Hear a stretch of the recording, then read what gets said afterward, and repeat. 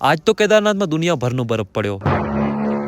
હર હર મહાદેવ. મેં કરી છે કેદારનાથમાં એડવાન્સ ચડાઈ. આમ તો કેદારનાથના કપાટ 2 મહિના ખુલવાના હતા, પણ હું આવી ગયો છું 24 એપ્રિલ. વાતાવરણની વાત કરું તો અત્યારે બહુ જોરદાર તડકો નીકળ્યો છે. આપણે જ્યાં નજર કરીએ ત્યાં મોટા મોટા પહાડ જ દેખાય છે, બર્ફીલા. અત્યારે હું તમને દર્શન કરાવું છું કેદારનાથની બેક સાઈડ, અને આ છે ભીમશિલા. હવે જવું છે મંદિરની આગળની સાઈડ, પણ એના માટે ઘણો બધો ફેરો ખાવો પડશે, કારણ કે કપાટ બંધ હોવાના કારણથી મિલિટરી ટાઈટ છે અને બાજુમાં કોઈને નથી આવવા દેતા. અડધો થી પોણો કલાક મંદિર પાસે સમય વિતાવ્યો. હું અને એક ભાઈ બંને નીકળી ગયા લલિત બાબા આશ્રમમાં જમવા માટે, અને બંને ભાઈ ખાધા વગર જ પાછા આવી ગયા, કારણ કે બેયની કિસ્મત ફૂટેલી હતી. અમે બંને નિર્ણય લીધો કે આજે જમવાનું હાથે બનાવશું. હું લેવા ગયો બાકસ, જે મને 5 રૂપિયામાં પડ્યું, જે નીચે 1 જ રૂપિયામાં મળે. ઘરે પાછા આવ્યા, હથિયાર કાઢ્યા અને જમવાનું બનાવવાનું ચાલુ કર્યું. મસ્ત મજાના તીખા ભાત બનાવ્યા, ખાધા, અને જેવો હું બારે આવ્યો તો પાછી સ્નોફોલ ચાલુ થઈ ગઈ. દૂરથી મહાદેવના દર્શન થતા હતા. ચારે બાજુ બરફ ને બરફ જ દેખાતી હતી, અને આ પ્રકૃતિની લીલામાં શિવની અનુભૂતિ થતી હતી. આવી જ રીતે આપણો આજનો એપિસોડ એન્ડ થાય છે. પૂરો વિડીયો જોવા માટે આપણી ચેનલને સબસ્ક્રાઇબ કરજો. Bye bye, C you the next one.